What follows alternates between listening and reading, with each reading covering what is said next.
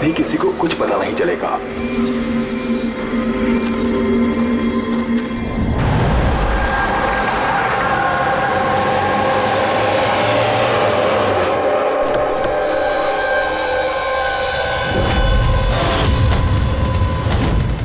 Guys hold on, हो क्या रहा है? कोई मुझे बताएगा? You guys don't understand. You know ना सिचुएशन क्या चल रही है। पापा और भाई दोनों फोन नहीं उठा रहे। पापा, रे, प्लीज दरवाजा खोलो।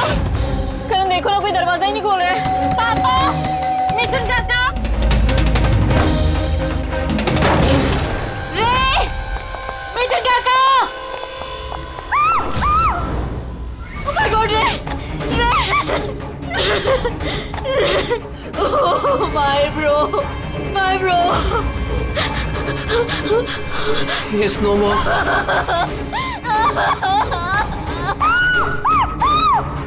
मिथुन काका,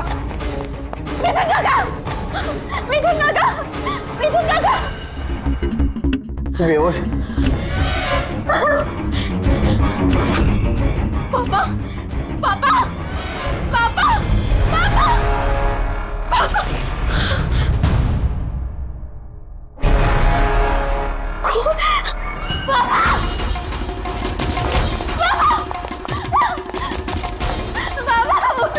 देखो ना जरा पापा को क्या। शीतल अंकल, शीतल प्लीज प्लीज जल्दी डॉक्टर को बुलाओ करो। काम करने जाओ। तारा, तारा, अंकल डोंट एम्बुलेंस को कॉल करो, एम्बुलेंस को कॉल करो अर्जेंट। शीतल, जब तुम वहाँ खंडाला में थी तब ये सब हुआ? हाँ जी सर, एक्चुअली वहाँ हमारी प्रॉपर्टी को लेके कुछ प्रॉब्लम्स चल रही थी, इसीलिए मैं और करण वहाँ गए थे। करण? जी, ही इज माय लॉयर। अच्छा। सर वो लैंड शीतल के नाम पे थी, इसलिए उसे वहाँ होना ही था। यस सर, बहुत इंपॉर्टेंट मीटिंग थी। हाँ she is Tara, my assistant. हाँ तो शीतल, जब तुम खंडाला में जा रही थी तब घर पर सिर्फ तुम्हारे पिताजी कल्याण जी और तुम्हारा भाई रे और ये मिथुन था, है ना? हाँ सर, एक्चुअली करीब 8 साल पहले एक एक्सीडेंट हुआ था जिसमें पापा की आईसाइट चली गई। पापा देख नहीं सकते और मिथुन काका उनका अकेले ध्यान नहीं रख पाएंगे, इसलिए रे वो यहीं रुके। मुझे उन दोनों को अकेले छोड़ना ही नहीं चाहिए था।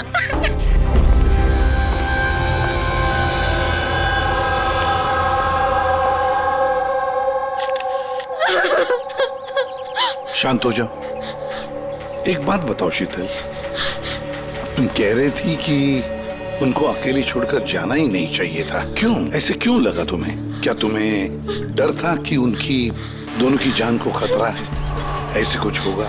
नहीं सर, पर इतना जरूर पता था कि रेकी उसके फ्रेंड्स के साथ ना कोई बड़ी प्रॉब्लम चल रही थी। फ्रेंड्स के साथ? और वो लोग एक दूसरे को ब्लैकमेल कर रहे थे किसी चीज को लेके।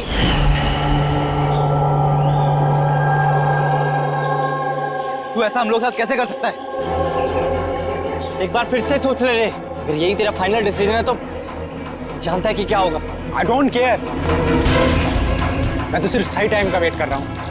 पर अगर किसी को कुछ पता चल गया तो? तुम पागल हो गई हो क्या? अगर तुम ऐसे बिहेव करती रहोगी तो श्योरली किसी ना किसी को तो डाउट हो ही जाएगा। गाइस, अगर हम कंट्रोल में हैं तो वी आर सेफ। गाइस, तुम लोग अपना देख लो, मुझे ऑनेस्टली नहीं पता है कि मैं क्या करने वाला हूँ।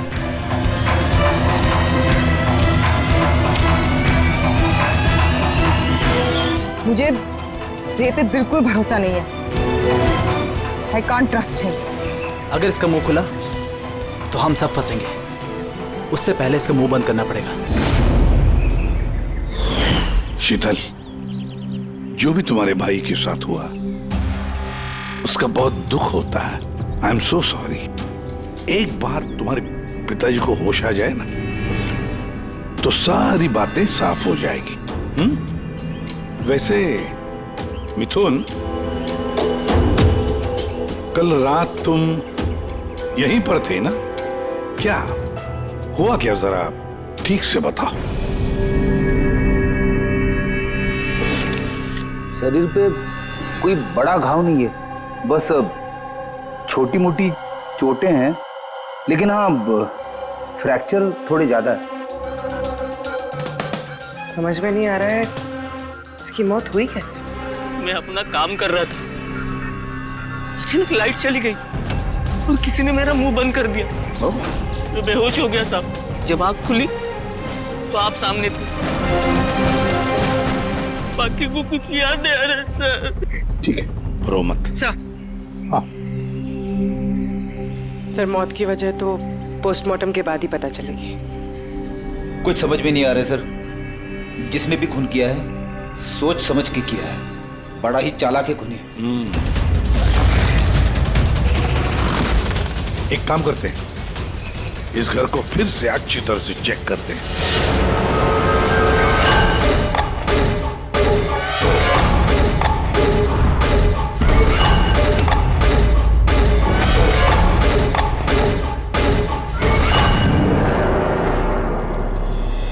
ग्लास तोड़कर अंदर घुसा है घर के अंदर।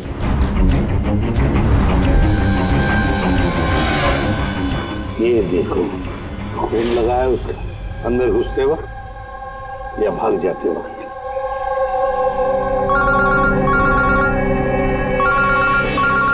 हेलो, एसीपी प्रद्युमन है। अच्छा, कल्याण जी को होश आ गया?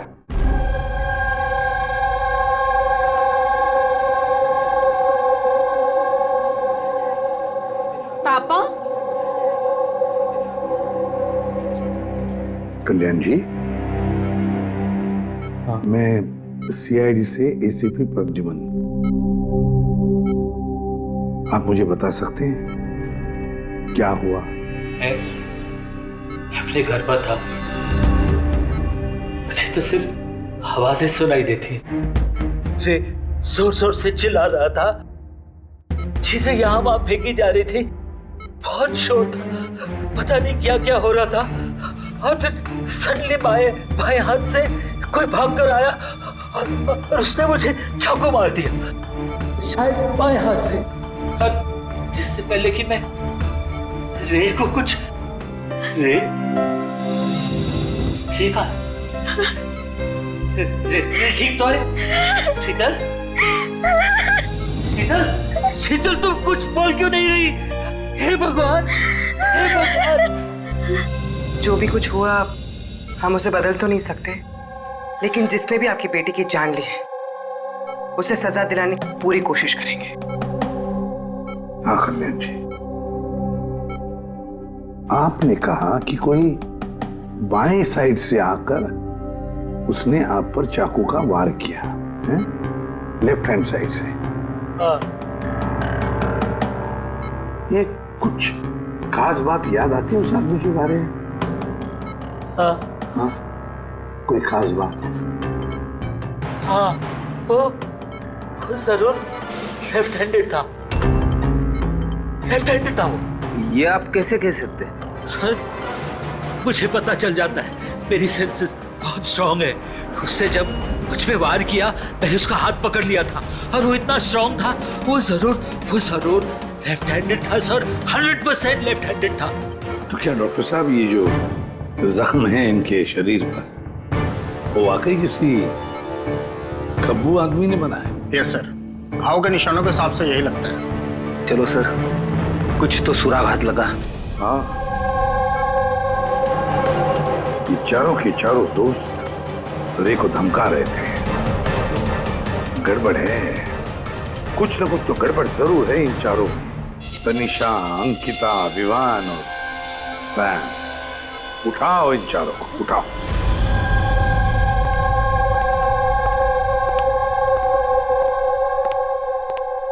नमस्ते सर। आप? मैं सैम का फादर हूँ। पिछले 2 हफ्तों से सैम से मेरी कोई बातचीत नहीं हुई।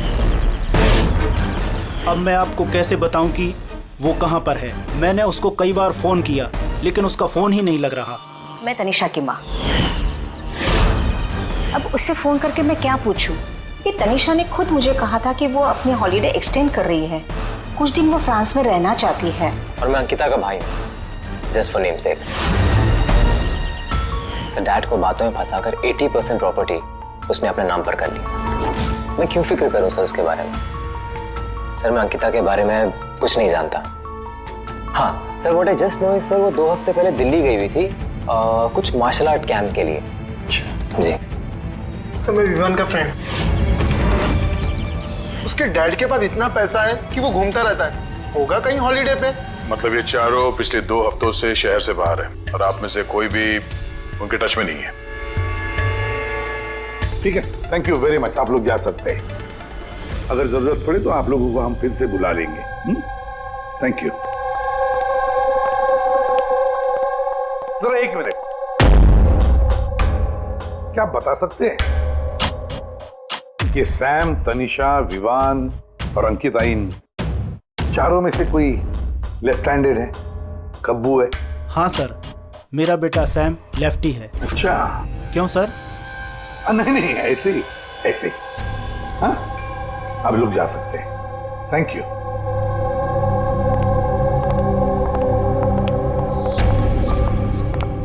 सर कहीं ऐसा तो नहीं कि इन चारों ने मिलके रे को मार दिया हो सकता है सर, और उसी डर की वजह से ये चारों कहीं ना कहीं जाके छुप के बैठे होंगे। सर ये चारों की लोकेशन का पता चल गया। सर कल रात सैम, तनिषा, अंकिता और विवान, इन चारों की मोबाइल लोकेशंस शीतल के घर के 3 किलोमीटर के रेडियस में थी। सैम, तनिषा, अंकिता, विवान, रे, उन पांचों में कोई एक राज छुपा हुआ है। कोई ऐसा राज जो वो पांचों किसी को बताना नहीं चाहते थे। वो राज अपने पास ही रखना चाहते थे। हो सकता है ये रे कमजोर पड़ गया हो, बस तो राज किसी को पता ना चले। रे किसी को ना बताए, इसलिए रे को खत्म कर दिया। ये पता करना होगा सर कि वो कौन सा राज था जिसकी वजह से रे की जान चली गई। सर एक बात समझ में नहीं आ रही है, ये चारों फरार क्यों हो गए? इन्हें तो खून करते हुए किसी ने देखा ही नहीं। एग्जैक्टली, लाइट चली गई थी सर, और वो कल्याण जी देख नहीं सकते थे और नौकर मिथुन बेहोश पड़ा था, तो वहां से भागकर कोई शक अपने ऊपर ओढ़ के क्यों लेगा? सर पता नहीं क्यों ऐसा लगता है कुछ मिसिंग है। सर ट्रेस करना शुरू करते हैं सर। अगर ये शहर से बाहर गए हैं तो किसी railway station, airport, bus station, hotel में तो गए होंगे, तो उनके क्रेडिट कार्ड और डेबिट कार्ड के डिटेल्स निकलवाते हैं। कहीं से भी हो, जहां से भी हो, इन चारों के लोकेशन के बारे में हमें इंफॉर्मेशन चाहिए, जल्द से जल्द। अब बोल सारूं क्या?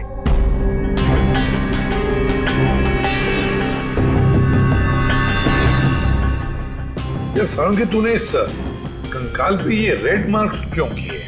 बस ये समझाने के लिए कि इस रे की हड्डियों का कैसे चूरा बनाया गया। ये देखो, ये रे की हड्डियों का एक्सरे। इस रे पर बहुत जबरदस्त ताकत के साथ वार किया गया। एक झटके में इसकी गर्दन की हड्डी टूट गई। बस एक बार तो इसके रिब केज पर इतना जबरदस्त किया गया है कि एक ही झटके में इसके रिब केज की बाईं हड्डियां 12 की 12 पसलियां एक साथ एक झटके में टूट गई। और वो भी कमाल की बात यह है कि एक ही सिमेट्री में। एक झटके में 12 पसलियां? नतीजा हार्ट का रुक जाना, हार्ट ब्लॉक। इसके हार्ट पर जबरदस्त प्रेशर पड़ा। कमाल की बात यह है बॉस कि जितनी ताकत के साथ इस पर वार किया गया है, इतनी ताकत हाथों से या किसी भी हथियार से पैदा नहीं की जा सकती। इसे देख करके तो ऐसा लगता है जैसे खूनी जानता था बॉस, खूनी जानता था कि किस पॉइंट पर वार किया जाए कि एक ही झटके में सारी की सारी पसलियां एक साथ टूट जाए, एक सिमेट्री में। हाथों से कोई इतना फोर्स तो पैदा नहीं कर सकता। हाँ कर सकता है अगर कोई मार्शल आर्ट्स का जानकार हो तो, जैसे कुंफू, कराटे, ताइक्वांडो, इन सब में खास किस्म के मूव्स होते हैं जिससे इतना फोर्स पैदा किया जा सकता है। ये हो सकता है बॉस। अभी अटैक उसी ने किया जिसे मार्शल आर्ट्स की जानकारी है, जैसे आर्मी बैकग्राउंड का कोई। Martial arts? वो लड़की भी तो गई है ना दिल्ली में मार्शल आर्ट्स का कैंप अटेंड करने के लिए। क्या नाम है उस लड़की का? अंकिता। अंकिता के भाई ने तो हमें ये बताया। Sir what I just know sir, वो 2 हफ्ते पहले दिल्ली गई हुई थी कुछ मार्शल आर्ट कैंप के लिए। और सर कत्ल की रात उसका फोन शीतल के घर के आसपास ही था, उसी ने किया होगा। सैम के साथ मिलके। कल्याण जी पर जिसने भी चाकू का वार किया था वो आदमी खब्बू था, लेफ्ट हैंडेड। हाँ सर, मेरा बेटा सैम लेफ्टी है। ये हो सकता है क्योंकि शीतल के घर की जिस खिड़की पर से हमें वो ब्लड सैंपल मिला था उसका डीएनए सैम के डैड के डीएनए के साथ मैच होता है। मतलब सैम वही था और अंकिता भी। बस अब हमें ये पता लगाना है कि ये सैम, तनीषा, अंकिता और विवान इस वक्त है कहां पर। अच्छा, आप कैब ड्राइवर, आप उस वक्त कहाँ थे?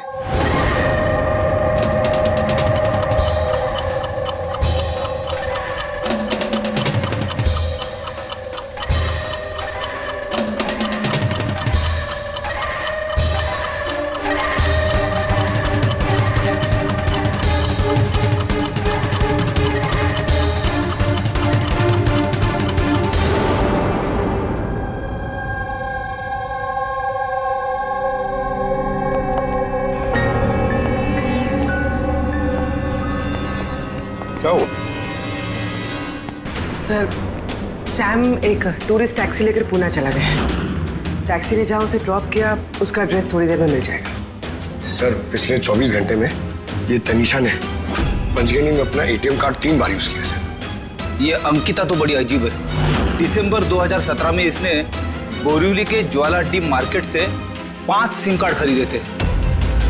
हाँ सर, ये वही जगह है जहाँ पे यूज सिम कार्ड मिलते हैं।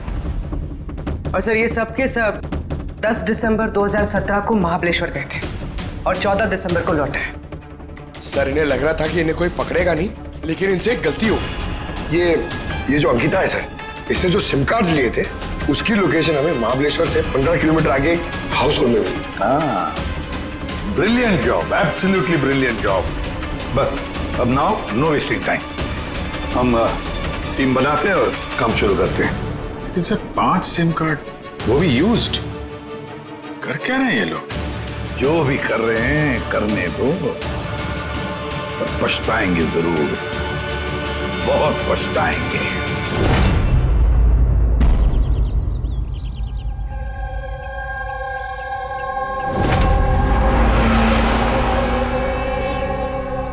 किसका फोन है? किसी विवान का है। विवान का कैसे हो सकता है? तुमने ठीक से सुना ना? अब उसने विवान कहा तो विवान ही होगा, मुझे क्या पता, आप बात करो। हेलो, कौन बोल रहा है? दूर। मैंने बोला था कि आज के बाद हम कांटेक्ट में नहीं आएंगे, तो कॉल क्यों किया? और तुझे पता कैसे चल रहा कि मैं यहाँ हूं? ओके, तो वहीं रुक, मैं आ रहा हूं।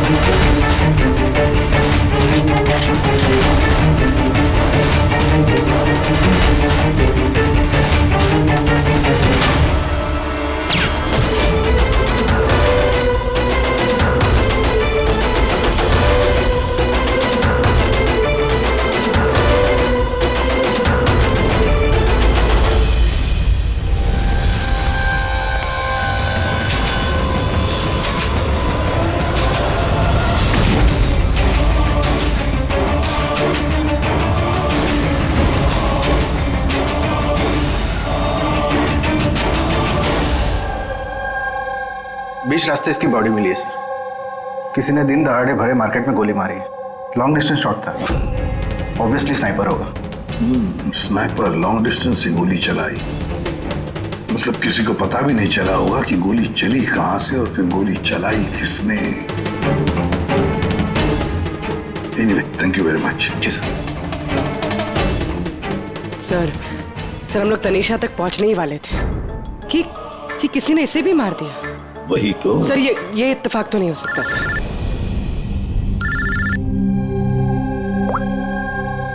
हेलो, क्या? ठीक है। क्या हुआ? सर, पुणे पुलिस स्टेशन से फोन था, किसी ने सैम को मार दिया। What? Oh my God. Sir, वो जिस लॉज में रुका था उसी लॉज के पास। सर, ये जरूर विवान और अंकिता का ही काम है। ये कोई सीक्रेट है जिसे छुपाने के चक्कर में ये लोग आपस में एक दूसरे का खून कर रहे हैं। अपनी जो भी है उसे पता कैसे चलता है कि हम किसके पास जाने वाले हैं? 4 में से 2 बच गए हैं, विवान और अंकिता।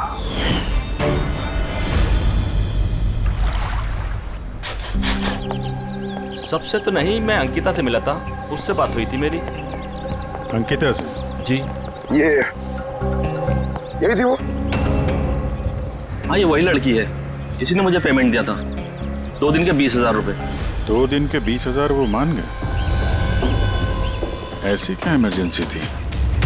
अच्छा, उन 2 दिनों में आपने उनसे या उनके ग्रुप के बाकी लोगों से मिले थे?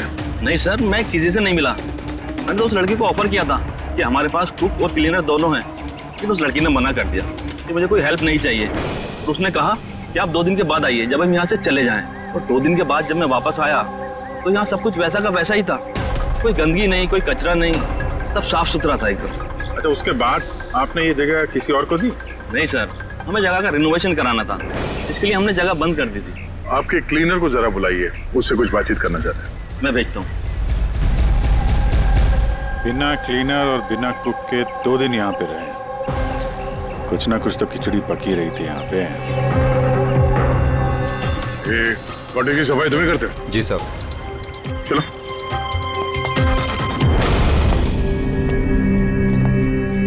अच्छा, जब वो 5 लोग यहाँ से गए, उसके बाद जब तुमने यहाँ की साफ सफाई की तो कुछ मिला इधर उधर या कुछ अजीब लगा तुम्हें? नहीं सर, वो लोग तो बहुत अच्छे थे, जाने से पहले पूरी जगह को एकदम चकाचक साफ करके गए। पता नहीं कौन सा साबुन, क्या डिटर्जेंट यूज किया, पूरा घर चमका दिया था। अरे वाह, हाँ, सफाई हो रही है। ये कौन सा डिटर्जेंट है मैडम जी? अरे कुछ नहीं, वो रात को पार्टी हुई थी ना तो ज्यादा गंदा हो गया है। तुम जाओ, हम कर लेंगे। बस साफ कर जाओ। एक मिनट। ये लो, ये लेके जाओ। हाँ, जाओ।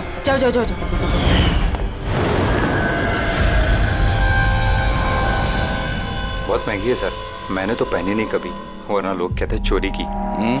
महंगी तो है, पर फिलहाल ये महंगी घड़ी हमारे पास रहेगी। जी सर। आइए, आप लोग आइए।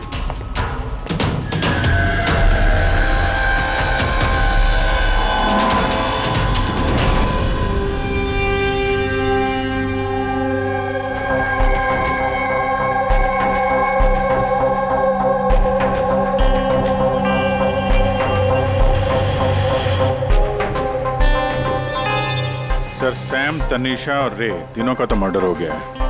अब बचे विवान और अंकिता। खूनी इन दोनों में से ही कोई हो सकता है। ये विवान ही होगा, उसी ने सैम को फोन करके लॉज के बाहर बुलाया था। तो जो भी हो, उसे पता कैसे चलता है कि हम कहाँ जाने वाले हैं? और जब भी हम वहां पहुंचते हैं तो उससे पहले ही वो वहां पहुंचकर फोन करके निकल जाता है। सैम किस लॉज में ठहरा है और तनीषा रोड पर कहाँ मिलेगी, ये सारी इंफॉर्मेशन तो हमारे पास थी ना, उन तक कैसे पहुंची? सर, शायद वो लोग एक दूसरे के कांटेक्ट में हो।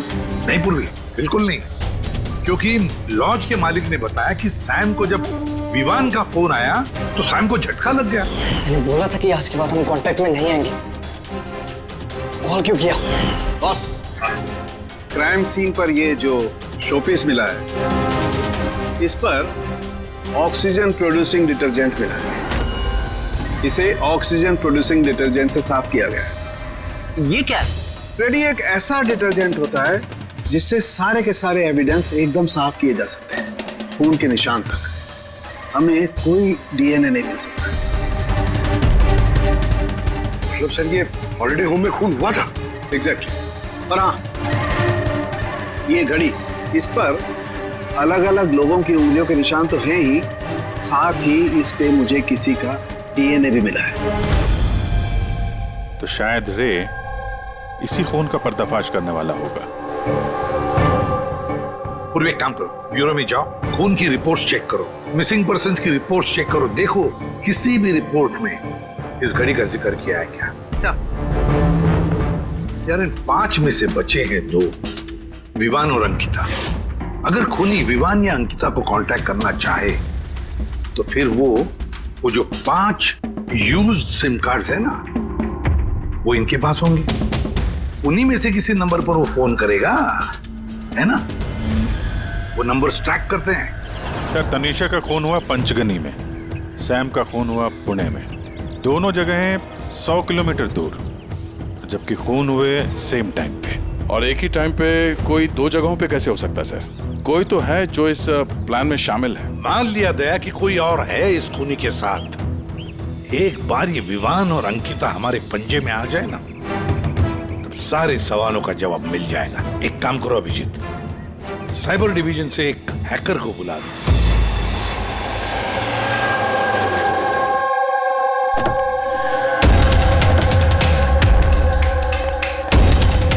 इसमें पूरे पैसे है ना?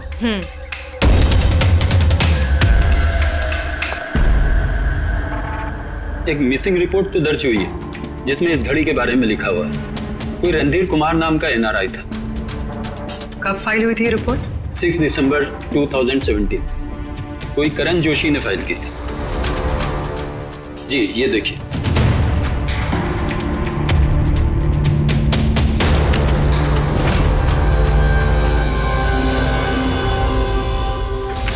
Thank you.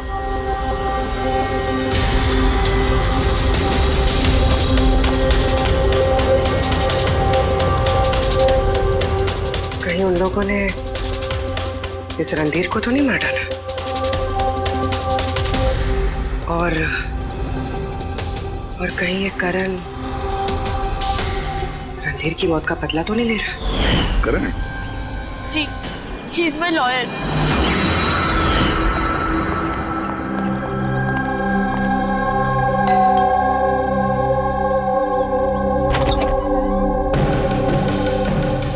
Good to see you. I hope इसमें पैसे पूरे हो गए। हाँ, पूरे पैसे हैं। आओ अंदर।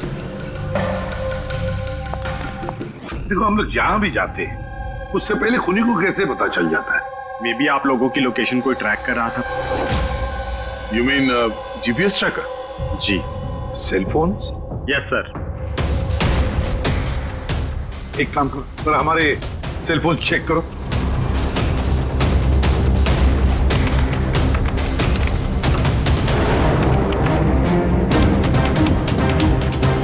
तुमने पैसे मांगे थे, हम लेकर आए हैं। अब वो एविडेंस दो और सब खत्म करो। खत्म करूं?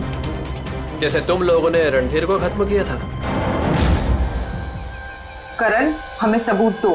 देता हूं, लेकिन उससे पहले मैं तुम्हें किसी से मिलाना चाहता हूं। कौन? बुलाता हूं।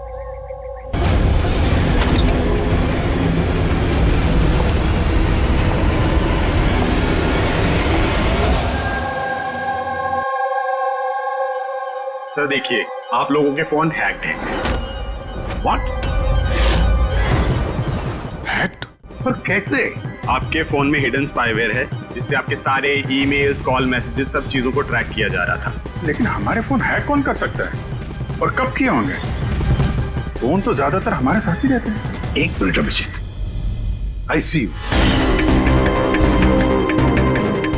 हमारे फोन्स को उसी वक्त उसने हैक किया है। और अभिजीत सर, दया सर, आप दोनों के फोन को शायद उसने एसीपी सर के फोन से हैक कर दिया होगा।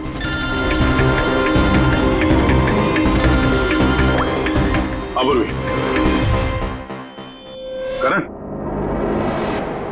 मरने वाले से रिलेटेड है?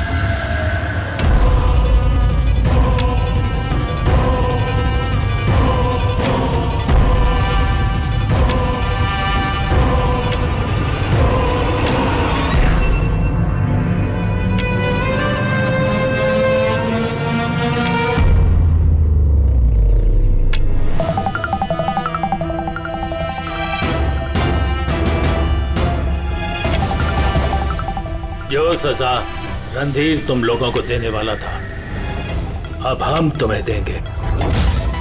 जैसे सैम,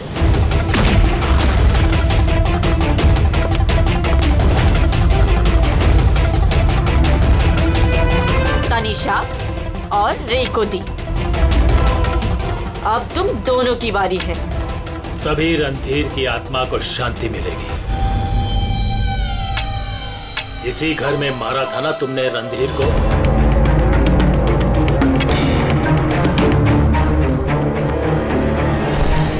करण,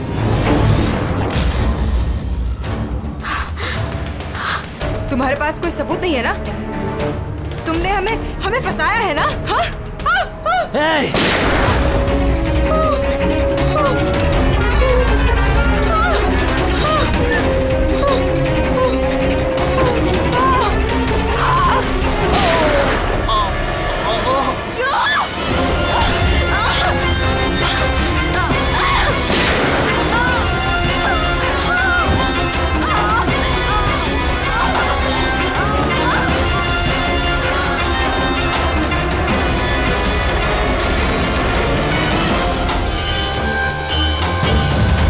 तुम्हें क्या मालूम?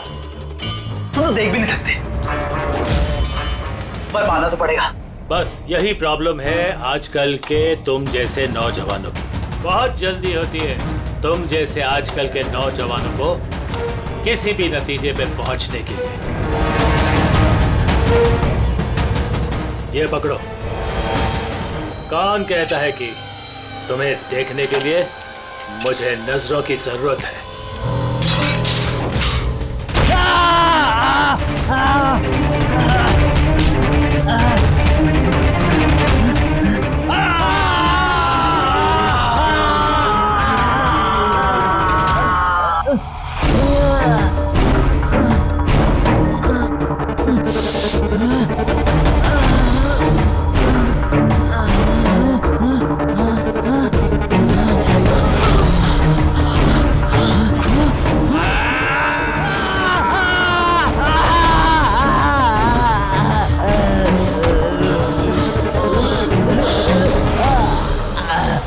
सीता बेटा, तुम ठीक तो?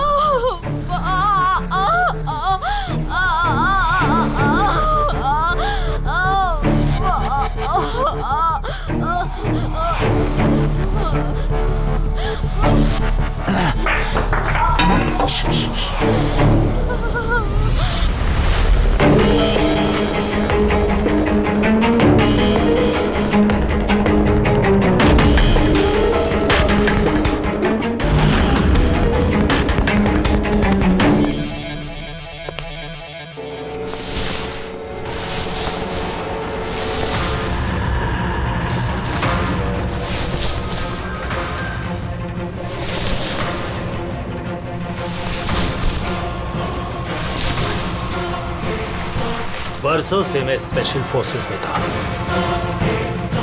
दुश्मनों को तो मैं चुटकी भर में सूंघ कर निकाल देता था। फिर तुम तो बच्चे हो।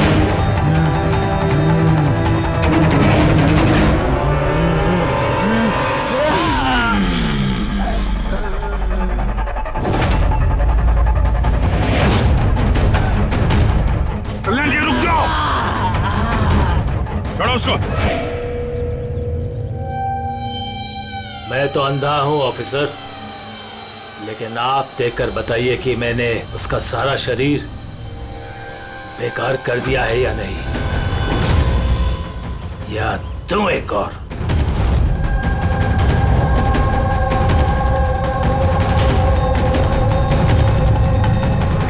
शीतल, रणधीर तुम्हारा भाई था और कल्याण जी रणधीर तुम्हारा बेटा है ना। और ये सब करने के लिए तुमने सीआईडी का इस्तेमाल किया, क्यों? सही समझा आपने। रणधीर शीतल का भाई था और मेरा बेटा। यानी रे का भाई? नहीं, रे मेरा बेटा नहीं था, उसे तो सिर्फ मैंने इस्तेमाल किया था। हमें गुमराह करने के लिए, ताकि हम विवान, अंकिता और सैम तनीषा के पीछे लग जाए और उन्हें सजा दिलवाए, ताकि आपका बदला पूरा हो सके। हम उसे मारना नहीं चाहते थे। रणधीर एक्सचेंज प्रोग्राम का स्टूडेंट था, एकदम सीधा लेकिन बहुत पैसे वाला। अंकिता हमेशा से ही एक हाई फाई लाइफ जीना चाहती थी, उसी ने ये प्लान बनाया और रणधीर को किडनैप करके उससे पैसे मांगने। कितना रैंसम मांगा था तुम लोगों ने? 5 करोड़। फिर भी मार दिया तुमने उसे? रणधीर भाग रहा था, अंकिता को गुस्सा आया और उस 1 सेकंड के नॉनसेंसपन में उसने उसे मार दिया। और हम सब घबरा गए, कुछ समझ नहीं आई कि क्या करें, तो उसकी बॉडी लेकर हमने लेक में डाल दिया।